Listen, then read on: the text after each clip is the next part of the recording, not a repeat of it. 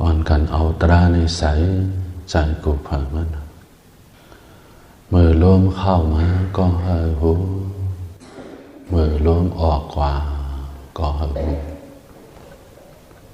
ลมเข้ายาวแลสั่งลมออกยาวแลสั่งลมเข้าปอดแลสั่งลมออกปอดแลสั่งเฮามีลองต่างหูอยู่ที่ลมเข้าลมออกตนตัวเจ้าเก่าพันนั้น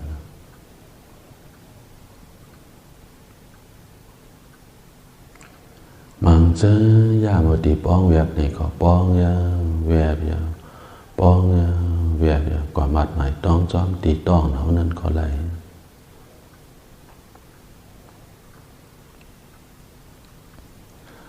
เอาตีลมเข้าลมออกในแลสังเอาตีป้องเวียบนั่นแลสังบอกเขากำ10 กำก็สิเลยใจเขาว่านิ่มตันตาเนาะกำเนี่ยจอบด้วยชิโกต่อไปตีเนาะกำเดียวก็จู้ตีเงาตราเจ้าเก่า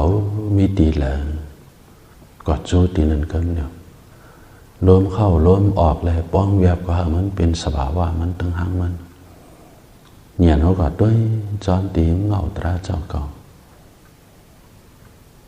อันมันใกล้ๆปอดสิเปิดนั่นตีนั้นก็ยังไปหันเจียงหลีตีเงาตราเจ้าเก่าก็ยังไปหันเจียงหลีตรงไหนกว่าจู้ตีฟักดูหลงมันน่ะตีเส้นเลือดชีพจรของเขานั้นเอามือเขาเย่เพลอะไรมันตรอกมันตรอก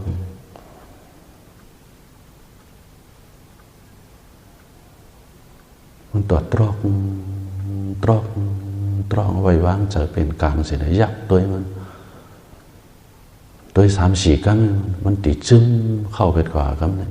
เงาตราเขาก็คนป่อมาเนี่ยกัมหันเจียงเดียวกัมเนี่ยพอเงาตราหันเจียงเดียวเตียนเส้นเลือดชีพจรเขาก็ค่ายไปแล้วกัมเนี่ยก็อยู่ที่เงาตราตีเงาตราเลยเส้นเลือดชีพจรอันนั้นต่อเต้นนั้นถ้ามันสอดคล้องกันไว้บางครั้งก็อยู่จอมตีเงาตราเจ้าเก่าบางครั้งก็มาอยู่ที่เส้นเลือดชีพจรตีเนื้อตัวเนื้อขี้มันสั่นพินพรมันตอดมันเต้นมันหนึ่งยุกยักตีแล้วบอกเขาก็จอมหยอกจอมเต้นจังว่าอนุปัสสนาเนี่ยตีไหน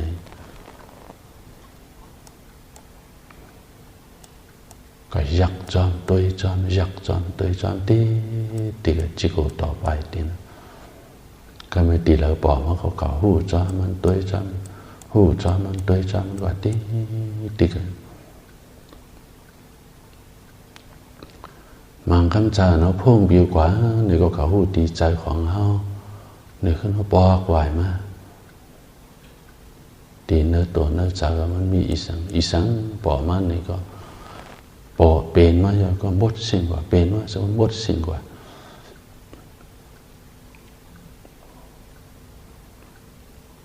ตีเนื้อป่าลีนั่นยังหนีว่าไว้ขยันนุปัสสีเนี่ยขยะอนุปัสสีนี่เพราะเมียงเป็นคอมันมาหูหันดองมันบดสิ่งกว่ากำกว่าจอมตัวมันติดเนี่ยภายมันเต้นเนี่ยว่าไว้กงชิ้นกว่าอภันตะเล่ชูเลชีดีเนี่ยภายมันเต้นเนี่ยว่าไว้จึงเนี่ยดองมันบดสิ่งกว่ากำกว่าด้วยจอมมันอันมันกำบดสิ่งกว่าเป็นอีสังใจขี้เลสาจนเนี่ยก็มันบดสิ่งกว่าติ๊กรู้ขันธาจนเนี่ยก็เป็นมาลู่เร็วกว่าขันธาก็บดสิ่งกว่าติ๊กรู้จังหวะนำกัดวิปัสสนามากไหนมีอยู่2 เกกซะตีขันธาก็จุนปล่อยวางแปดตีขี้เลสาก็จุนปล่อยวางแปดก็เพิ่งมันจุนปล่อยวางแปดเลยมันต้องบดสิ่งกว่าตีกันขันธาตาที่ก็เกิดแท่งตั้งงานโอ้นำจนว่ามันบดสิ่งกว่าติ๊กจูเข้าไปป่าฮบทบพันถึงหมากโผในเตะลองมักขันยังไปป่ามีไรเพราะว่าหันขันธาเป็นโลสุดเป็ดกว่ายาว เพราะว่าก็เข้าสู่ถึงโลกุตระมรรคกำในนำกัดโลกุตระมรรคในสัมวิสังเกษาตีขันธาก็จุนปล่อยวางเป็ดตีกิเลสก็จุนปล่อยวางเป็ดตีเนปานก็มันหันในวิสังเกษาโยกีก็เลยมันปฏิบัติตราเสียเลยหันเป็นดูสุดหกทบหันถึงมรรคผลในป่านเป็นเชิงหือมันก็นั้นนั่งเสียเลยด้วยตรา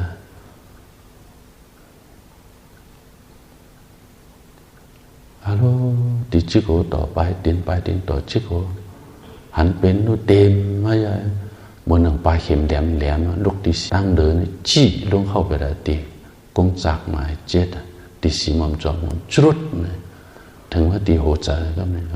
หันเป็นนู่สุดกว่าตีเนื้อแก่นั่นเมื่อมันตีหันเป็นนู่สุดนั่นแต่มันคือก่อหู้ไว้อ่อนตั้งพอก่อหู้ไว้อ่อนตั้งก็เป็นหมาเรียนอ่อนตั้งผ้าในเจ้าผ้านั้นอยู่ตีเนื้อเยื้องไว้อยู่มันตีออกมาก็นะเพราะหมาสมัยเก็บไปตั้งหน้ามันเรียนกันเรียนมาหมาเรียนมันตั้งพันก็เนี่ยพันก็มันออกมาเนื้อเยื้องนะเหตุการณ์ตราความเหมือนนั้นนะมันตรงมันหนึ่งมันเจ็บมันแสบมากเพราะเนื้อเจ้าสมัยกำลังตีหันเป็นดูสุดโยนี่เพราะก็ว่าจังนั้นไว้จังนั้นนี่เตตราเนี่ยมันออกมาเลยเขาหลวงไว้วางจะเป็นกลางเสร็จเลยปล่อยให้มันกว่าเป็นสภาวะมันตั้งห่างมันจิโกต่อไปเดินต่อจิโกโจพองก็ต้วยเป็นดูอยู่นี่มันตีเข้าสู่ถึงในย้ำเลยเขามันจังรัดในมันดูภายหน้าเป็นดูภายหลังเหยียนจอมหูดูแลหูกึกกันเตเจียวหันในป่านหน้าการเขาก็หลดด้วยจอมหลอกมันเปลี่ยนมันดูกว่าไปจังว่าตีเนอปาลีอภิธานนั้นเนวาไว้นั้นขยานุปัสสีเนี่ยขยะข้อหนึ่งอนุปัสสีข้อหนึ่งขยะนั้นลองมันหมดสิ่งกว่าติ๊กขันธาก็หมดสิ่งกิเลสก็หมดสิ่งกว่ากำกว่าหูจอมมันติ๊กตีขันธาก็จุนปล่อยวางเป็นอันนั้นอะไรมันบทสิ่งกว่าจุนปล่อยวางเป็ดตีกิเลสก็จุนปล่อยวางเป็ดเจอล้อผ้าปอมาก็จุนปล่อยวางเป็ดเจอตัวซาปอมาก็จุนปล่อยวางเป็ดเจอโมหะปอมาก็จุนปล่อยวางเป็ดอีสังปอมาก็จุนปล่อยวางเป็ดติ๊ก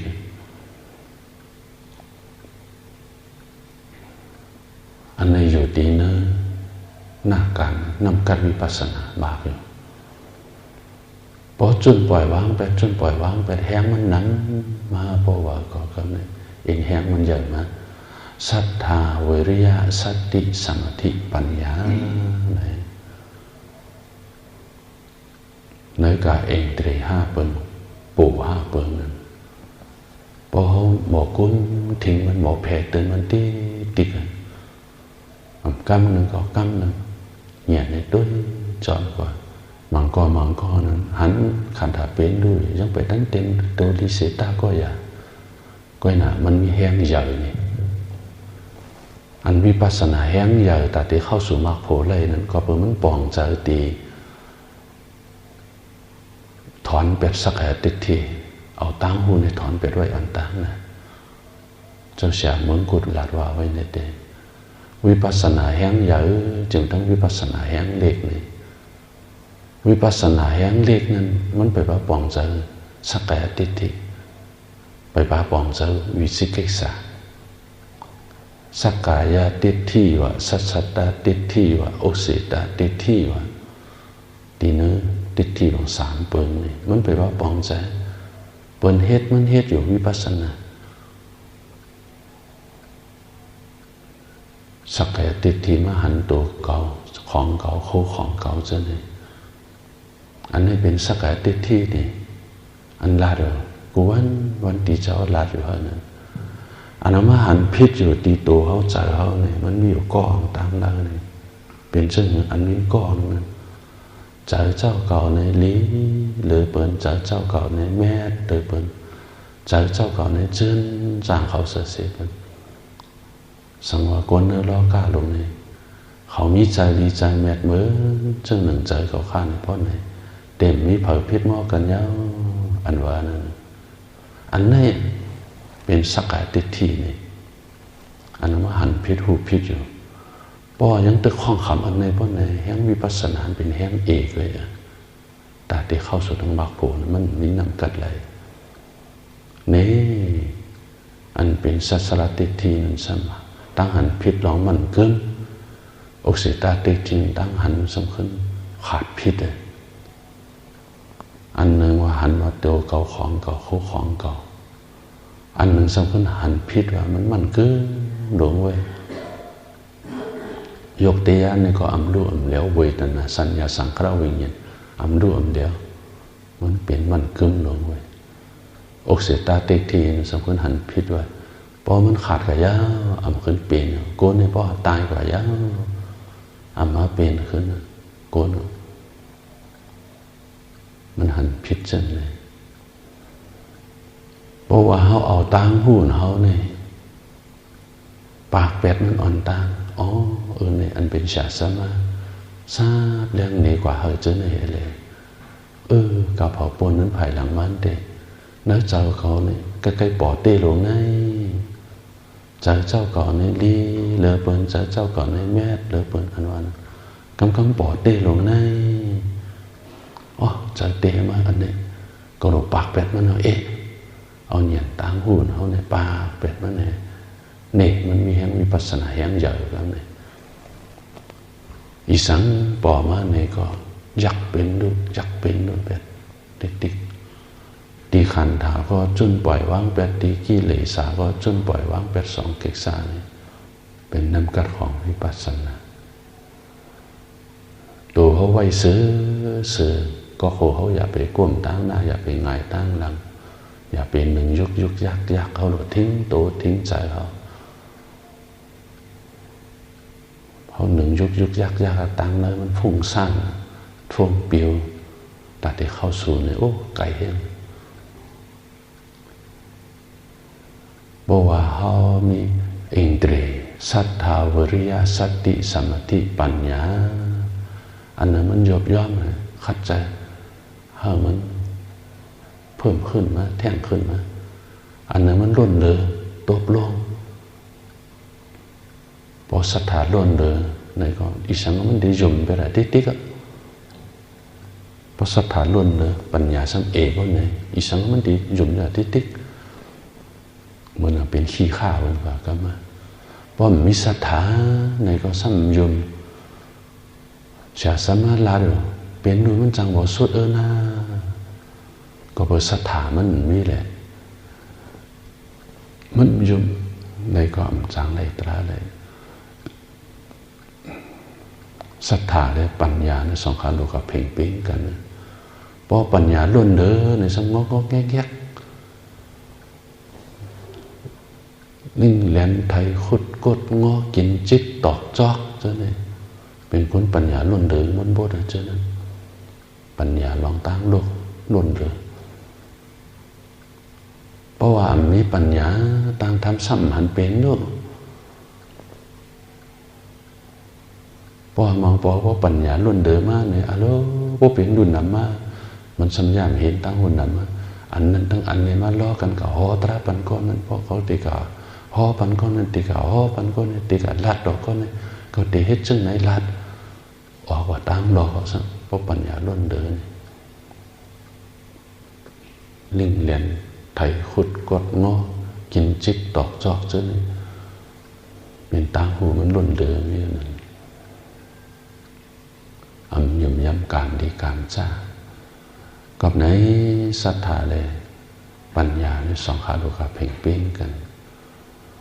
เพราะว่าวิริยะมีในก็สำขี้ข้านเปิดเดี๋ยวมันนั่งภาวนาเพราะขี่เจอท่าไว้เขายังปักปืนของเขาโดยมันนั่งภาวนาเนี่ยอะโลก็เป็นว่าขี่เจอเดี๋ยวมัน1 ชั่วโมงเดิน2 ชั่วโมงเนี่ยขี่เจอก็เป็นวิริยะมันมีนี่ ปอวิริยะล้วนเดินสัมพงปิวเหมือนกันมั่งหาวๆลงไงสัมตัวหล่อมังบอกมังเลยเขาตีออกตาออกดังกักซอพอยิบอยู่ในมือเขาตีคัดฟักตัวhơn nhưngกักซอก็มีเลยกักซอก็มีเลยอยู่ก็บอกวิริยะมันล้วนเลยพงปิวกว่าก็มั่งหาวๆลงก็วักอันเต้าเนี่ยก็ซ้ำไหลเพราะวิริยะล้วนเลยเพราะมีวิริยะก็ซ้ำขี่ขั้นมีวิริยะล้วนเลยก็ซ้ำพงปิวเหมือนกันวิริยะและสมาธิลูกกว่าจ้อมกันว่ามันเพ่งเพ่งกันเพราะมันมีสมาธิในก็สักอันลิ้น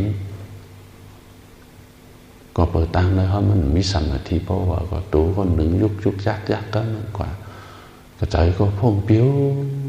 อันนี้จะมีสมาธิจะสัมพันธ์ตอมกันเลยเพราะสมาธิล้วนเด้อในก็สัมติเหาน้อนึงคำนี้สัมก้มยุกลงเลยพอมีสมาธิในก็วักอันเต้าอันใดก็อำไรเนียนปิญญาดีกว่าวักอะไรก็อำไรเจออำนิ่งตัวก็อำนิ่งใจก็อำนิ่งตัวก็อำนิ่งสัมจากเขาได้หมักผูนังเขาจังว่าศรัทธาและปัญญาสองอันให้มันหมอบเพ่งเป้งกันวิริยะและสมาธิให้กว่าเป้งกันสติของเขาในนี่ก็เนี่ยรวมหมอหูจอมอ๋อยามือเดียวเนี่ยศรัทธานกเนื้อใจเขาเนี่ยมันล่นเลยลงในนี่ก็เขาก็หูจอมมันเนี่ยเอาลงมาเพ่งเป้งกันเพราะหมกกุ๊บทิ้งกว่าจิกโหต่อปลายติงต่อจิกโหอีสังปอกมามีสัพพะเปลี่ยนรู้เลยเปลี่ยนรู้เลยเหยียดให้หูจอมันตีขันธาก็จุนปล่อยวางแปดตีกิเลสาก็จุนปล่อยวางแปดจุนปล่อยวางแปดจุนปล่อยวางแปดที่ติดจบของตัวเป็นดูอยู่มังกรเขาก็น้อมเสียเลยด้วยตราเอาไปโดก็เลี้ยวก็เหมือนกันมังปอกนั้นมือจันหมายหนึ่งมันนั่งไหนไล่เอาจันหมายสองมานอนไหนไล่เอาก็จังบอกเป็นได้นะก้นก็เลี้ยวก็ขิงหนึ่งย้ำน้ำเลยมันตีเข้าสู่มรรคผลนั้นห้ามว่ามันไล่ด้วยเพราะหันขันถาเป็นด้วยมันช้ามากจักผูไว้ก็อันเจ้าก็ใกล้ลาดว่าเพิ่งมังก็เขาน้อมเสียเลยด้วยตรานั้น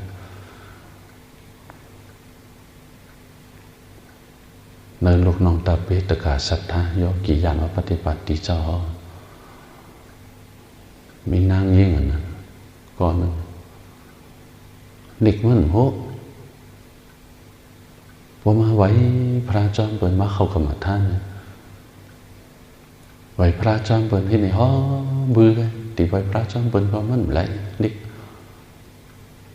พอวันนั่งภาวนามาในก็เปิดเอาผ้ากังยุ่งมาเฮ่จอมไว้อยู่ตัดตีเขานั่งนั้นมันก็ผ้ากังยุ่งมาเฮ่มาเนี่ยก็น่ะมันนอนในตัวตราเอาตั้งปอดเตอร์นี่ผ้าห่มยุ่งจีเข้าแล้วก็ได้ตีปอดเอวเลยปอดก็โหมันเอาชุดผ้ากังยุ่งหนังการต้อมสุ่มมันเห็นเลยด้วยตราเมื่อมาต่างตราเลยเนี่ยนั่นขันถาเป็นดูมันน้อเนี่ยตัวหันแจ้งดีโอ้เจอพ้องเกาขันน้อยเนี่ยตัวตราเมื่อใกล้นั้นเป็นจังไหนค่ะตั้งเดิมมันตันเต้งมันจิบยิกจะเป็นจังไหนค่ะตั้งปอดเอวลงกว่าสังเป็นจังไหนค่ะลาดได้เลยมังกรเนาะเนี่ยตัวตราเอานั่นบนหนึ่งดูในไต่ขึ้นตึ๊ดถึงหัวเขาป้นขาลงไหมถึงหัวเขาเนี่ยป้นหัวเขามาบอก3-4เดียวนะหันเป็นอยู่สุดเป็ดกว่าเนี่ยเมื่อย้ำหันเป็นอยู่สุดเป็ดกว่าเพราะว่าเอาโลกุตระมากันว่านั่นเพราะว่าก็ตีขันธาก็จนปล่อยวางเป็ดตีกิเลสาก็จนปล่อยวางเป็ดตีในป่านก็มันหันนำกัดมิสางเก็กซ่าเนี่ยโลกุตระมาเนี่ยพอมันหันขันธาเป็นโดยสุดเป็ดก็เพราะมากมาก็ผูกในจ้องมาภายหลังมันข้างเดียว วิปัสสนามากนั้นเนียนดูหันคันถาเป็นดูเนี่ยโอ้หลุดน้ำได้อ่านปากอ่านหิงอ่านบนอ่านเสียนอ่านด้านมันแล้วโคตรามากเนี่ยเพราะมันป่อมาเก็บน้ำอ่อนก็เย้าตัวกว่ากำเลยกำนอนเย้าสอตาปฏิมาก็มันดีป่อมาในปอกเดียวก็เพราะว่ามากมากเนี่ยก็ผูในจ้อมาภายหลังมันก็เดี๋ยวมีสังขันกลางมันเพราะว่าเป็นก้นเหยียนแดดนี่ก็ตีมา3 ขณะเพราะเป็นก้นเหยียนเทิงนี่ก็ตีมา2 ขณะสิกำในเขาก็ตีในภวังคจิตนั่นนะเหมือนเจ้าหน้านั้นนักกว่านั้นนี่ตีในมังกรตีกว่าหึงหันเป็นรู้สุดกว่ามังกรจูบเพียบตาเล็ดมือกันมังกรสำคัญ2-3 นาทีมังกรกว่า10 นาที3 นาทีมังกรนี่กว่าเป็นครึ่งชั่วโมงเป็น1 ชั่วโมงก็เปลี่ยนได้2-3 ชั่วโมงก็เปลี่ยนได้กำเนิดเบอร์มันขึ้นหู้โตมาเพราะว่าก็เนื้อตัวมันแข็งไว้ก่อนตัวมันแข็งกึ่งเพราะ1 ชั่วโมงเดือดไฟพวกนั้นตัวมันก็แข็งเอาอยู่นะตัวมันแข็งเข่งไว้อะไรเหยียดมันขึ้นตัวเป็นด้วยกว่าเหยียดมันตัวเป็นมันยักตัวเป็นมันจิกโอต่อไปตีนมันเนี่ยขึ้นโอนมาครับเนี่ยกำเนิดมันตีโวนนะเบอร์ใกล้นั้นตัวเป็นด้วยกว่าน้อยเนี่ยตัวเป็นด้วยกว่าเนี่ยมันนั่งดูไต่ขึ้นมาถึงหัวเขายังหู้ตัวอยู่พ้นหัวเข่ามา2-3 นิ้วมาขนาดถึงมาขาดลงเนี่ยยังหู้ตัวอยู่เนื้อแกนี่กว่าตีเหลือนะเป็นเนื้อเจนสังกว่าเหลือบ่ได้ใจในจางจ้อก็ได้วันหนึ่งใจจึงสายในก็ว่าสัมเป็นจังไหนเดี๋ยวว่าเขาขึ้นนอนเพราะสั่นใจเนี่ย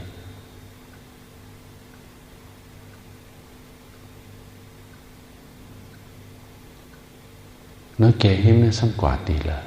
มันวนแทงอันในห้องจือว่าปัจจาวัคขณะแหนว่าอันไหน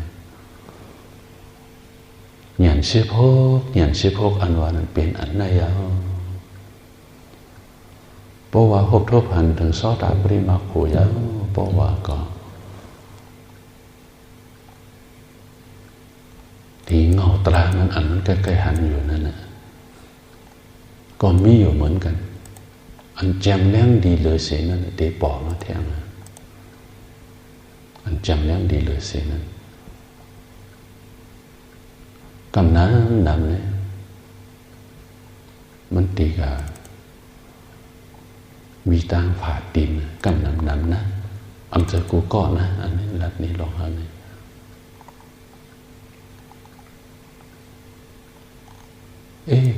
เจ้าเขาเนี่ยเหมือนอ่อนตั้งไว้เจ้าเขาเนี่ยเหมือนอ่อนตั้งไว้มันตีหูแรงมันนะ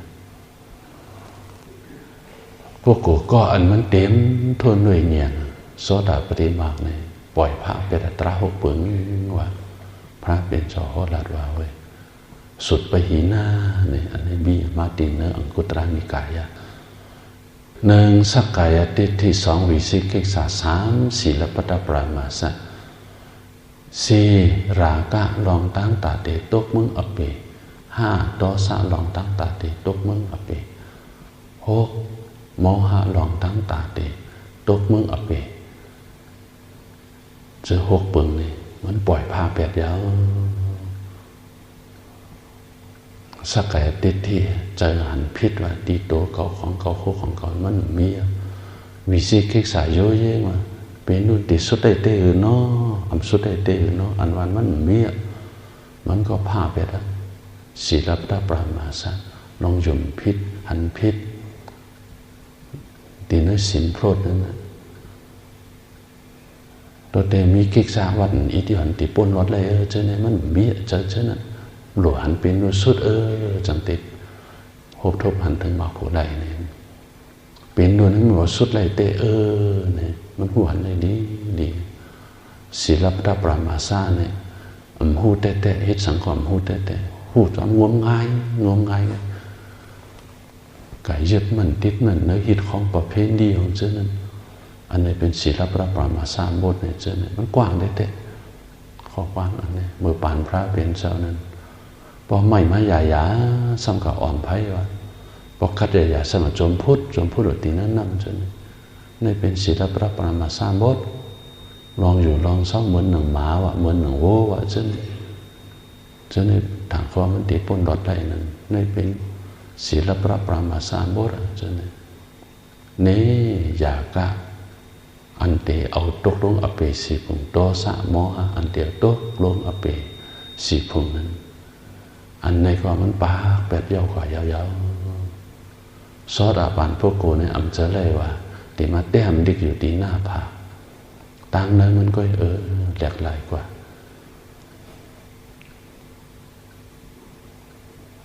เมื่อหนึ่งน้ำมีสาขานั้นเป็นซอดาบานเจเมื่อ7 ปีเมื่อถึงโจโขอายุมาเป็นสาวมาแต่หน้าเฮิรนเนี่ย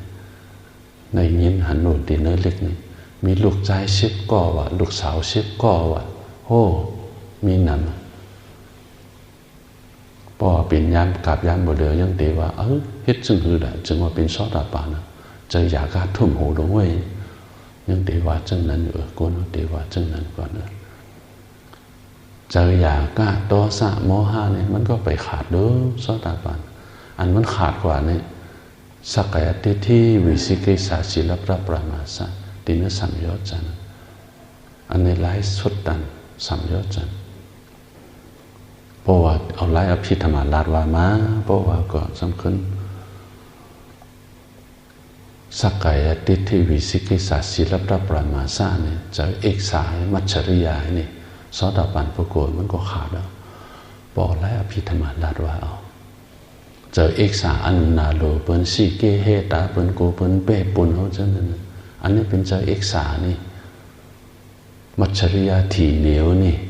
ซอดาบันพวกโกนมันถี่เหนียวนะมีสังในก็มันใครมิตรปันเปิ้นมีจะใครเนตราจอยเดินเปิ้นเฮตึกซ้นเฮเปิ้นเหตุการณ์ตรามังกรมีตังหูมันถี่เหนียวซอดาบันพวกเขามันถี่เหนียวก็นี่ลองตั้งหูเขาอันนี้เป็นพรดีอโจอันนี้เป็นพวกกูก็อันมันเต็มทนด้วยซอดาปริมาโคนะมันพลอยผ้าเป็ด6 ปืนไหมสันพรดีมันอโจอัน6เลยซอดาปริโพนเป็น6 ปืนหนึ่งเนี่ยมันกึ้มเหนือตราผู้คนดีเขายาว2มีสัพพะลองอ่ำหยบย้อม3ลองตุกอยากซอดาบันพวกโกนั้นมีไว้มักคันมันยาวจังหวะนี้ตีนันมันเลยที่ได้เกิดแทง7 จัดก็อันวันมีลองมักคันมัน4เต็มเท่าน้อยเงียนอันเกี่ยวกับกันทั้งปุถุจันทร์นี่เมื่อกัดเขียนตานี้กัดเขียนน้องเด็กไล่มันเหมือนกับผู้หันจ้อนในใจของซอดาบันบริกรรมตราเงียนนักขันธาเป็นดูนี่ซอดาบันเนี่ยปุถุจันทร์มันเปิดกันมันเหมือนกัน5ซอดาบันพวกกูก่อนนั้นลองตั้งมันไหนก็หัวถึงดีหลี6พ่อนั้นเตเป็นมาย้อนเปิดลองตั้งมันเจอนั้นก็หัวถึงดีหลีอันนี้เป็นข้อหมาย5หมาย6เป็นปฏิสัสสะสมุปบาทปุถุจันทร์นั้นหัวถึงปฏิสัสสะสมุปบาทว่านั้นเสตาก็หัวในผิวมันก็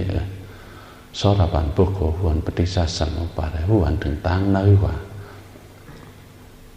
กูเจอกูเบิ้งอันมันพูดปอเปลี่ยนว่ามันมีลองอจองตรามันร้อนก็ย้อนเปิดลองอจองนั่นเองอจองมาเป็นจังไหนในซอดาบันหัวเลยดีก็หนาเฮตามสักกตกรรมนั้นสักอนาคามยานตานั้นมันเป็นนะมันหัวในลีมันต้อนเลยสิพุทธจันทร์ก็ในอ่อนสุดด้วยตราว่าก้อยแหละก็เลยหันขันถาเป็นดูก่อนเกจูยาเขาเลยมา6 ทบศาสนาพระเป็นเจ้าเนี่ยพระเป็นเจ้าเนี่ยได้แจ้งกำกันในเพทับสร้างปรมีมา4 อสังเขไป100,000 กำพาเนี่ยโอ้ยาวอันเฮาหาเนี่ยมาจอนสุนจอนภายหลังพระเป็นเจ้าอ่อนสุดด้วยตราบอกไว้แล้วเพราะมันเป็นดูหมานเวียนเส้นต่างมันเขาหลวงบอกไว้วางเจอเป็นกลางของพระหังมัน